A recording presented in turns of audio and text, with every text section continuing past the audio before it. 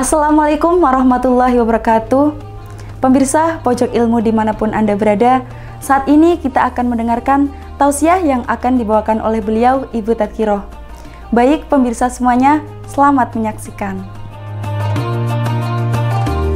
Assalamualaikum warahmatullahi wabarakatuh. Bismillahirrahmanirrahim. Alhamdulillahirabbil alamin. Wabihi nasta'inu ala umurid dunya waddin. Wassalatu wassalamu ala asrafil anbiya'i wal mursalin Sayyidina wa maulana Muhammad sallallahu alaihi wasallam wa ala alihi wa sahbihi asma'in.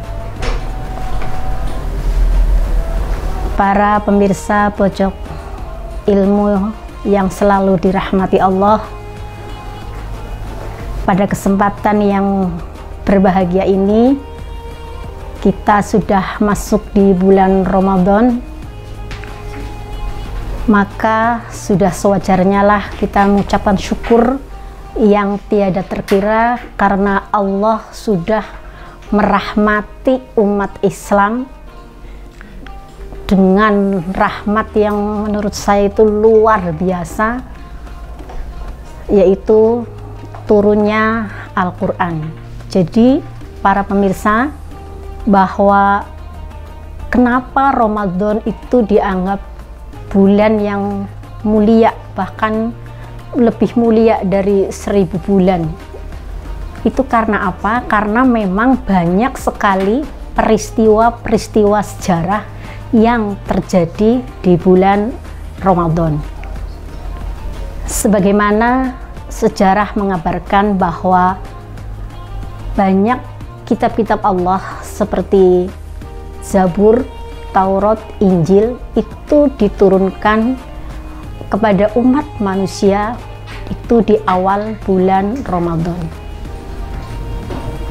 Dan umat Islam, sebagaimana yang kita tahu bersama, itu juga turunnya Al-Quran di bulan Ramadan, yang sering dikenal oleh kita dengan Nuzulul Quran, yang diperingati setiap hari yang ke-17 di bulan Ramadan.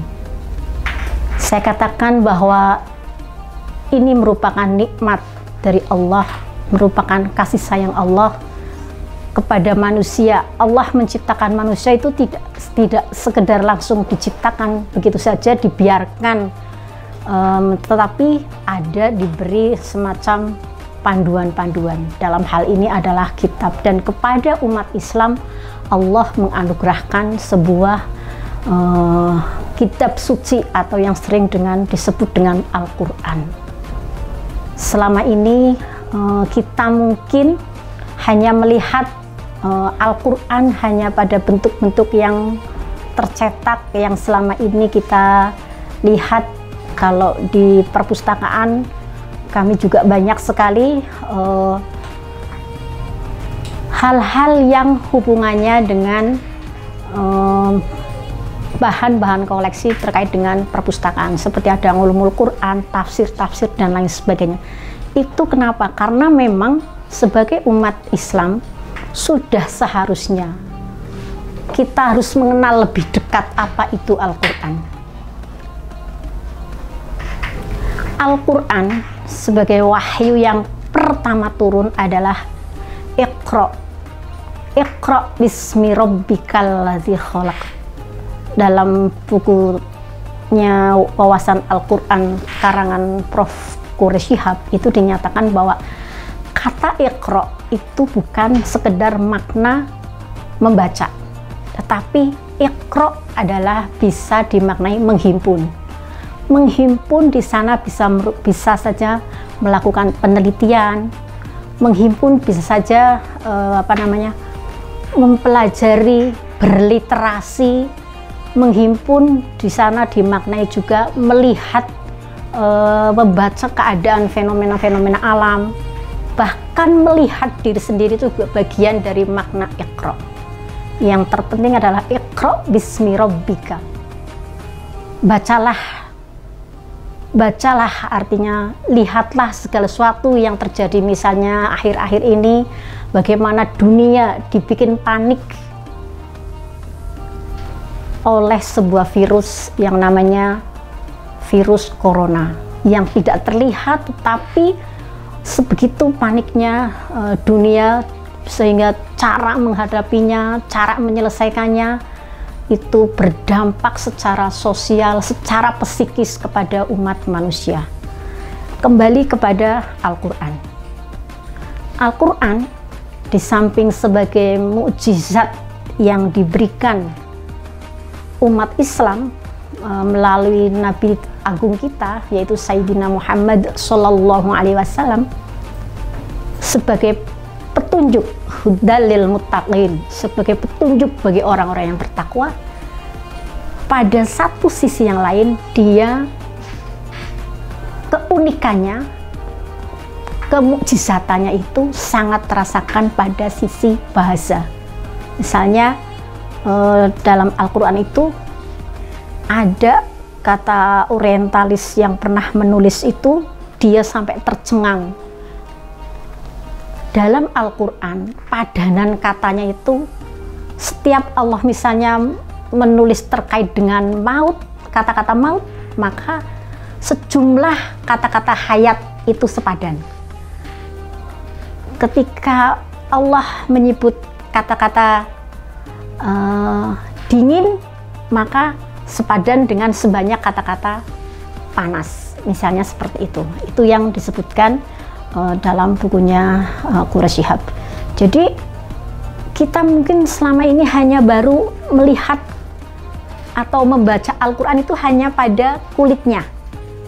Ibarat kayak kita tahu bawang merah ya, kalau bisa lihat itu bawang merah. Bawang merah kalau kita baru pegang, padahal bawang merah itu kalau dikelupas di dalamnya ada kulitnya lagi, ada kulitnya lagi. Jadi kalau kita semakin membaca, makanya di surat yang pertama kali turun itu Iqra, Iqra bismi rabbikal ladzi khalaq. Diteruskan lagi ada Iqra wa rabbukal akram. Nah, kenapa ada istilah pengulangan membaca dan membaca? Itu mengandung isyarah bahwa dengan membaca, selalu membaca, walaupun yang dibaca adalah ayat yang sama, dibaca adalah mungkin suratan-suratan yang sama, tetapi efek dari selalu membaca dan membaca ternyata justru menimbulkan selalu pengetahuan yang baru. Dan lebih kalau kita bisa menikmatinya, bacaan-bacaan Al-Quran itu pun kayak Al-Quran tahu betul dengan kebutuhan kita. Ketika kita lagi sedih, tiba-tiba Al-Quran kayak menghibur dengan bacaan-bacaan yang sangat mengharuskan kita, oh ternyata kita memang jadi orang tidak harus bersedih, karena ada saatnya antara sedih gembira itu pasti akan silih berganti. Ada nasihat-nasihat dan seterusnya dan seterusnya. Kita sedang mengalami kesulitan, kayak Al-Quran menunjukkan, loh kok ada ayat yang seperti ini, misalnya seperti itu. Itulah keunikan Al-Quran. Maka ketika kita membaca Al-Quran diulang dan diulang, mungkin hari ini kita baru membaca surat Fatihah, besoknya lagi masih membaca surat Fatihah. Ternyata ketika hari kemarin membaca surat Fatihah, sekarang membaca surat Fatihah lagi, itu berimplikasi pada psikologi dan berimplikasi pada sesuatu yang dipahami kita dengan pemahaman yang berbeda. Ada selalu peningkatan pemahaman, peningkatan pengetahuan atau ilmu. Jadi itulah keunikan Al-Quran. Itu satu. Yang kedua, dari sisi bahasa juga, Al-Quran itu sangat sesuatu kitab yang selama ini berbeda dengan kitab-kitab sebelumnya yang hanya merupakan petunjuk bagi umat terdahulu. Tapi kalau Al-Quran, di situ ada penggambaran yang sangat komprehensif. Dikatakan komprehensif karena sisi kebutuhan manusia, keseimbangan antara dunia ukhrawi, keseimbangan antara jiwa dan raga, keseimbangan antara kebutuhan material dan imaterial, itu semua tergambar sangat jelas. Subhanallah. Maka itulah sebabnya kita harus selalu perintah Allah yang pertama adalah Iqra, bacalah, bacalah. Sekali lagi, bacalah, bacalah, bukan sekedar bacaan secara fisik, tetapi kita diharapkan oleh Allah karena kita sudah dibekali akal, harus mampu membaca gejala sosial, mampu membaca situasi yang ada. Maka marilah kita di bulan Ramadan ini bersama-sama untuk kembali menelusuri lagi sejauh mana kita mengenal Al-Quran kita. Subhanallah walhamdulillah wala ilaha illallah wallahu akbar wala haula wala quwata illa billahil aliyil azim. Semoga dengan memahami Al-Quran kita akan betul-betul menjadi generasi yang faham, generasi yang tahu, generasi yang betul-betul Qurani.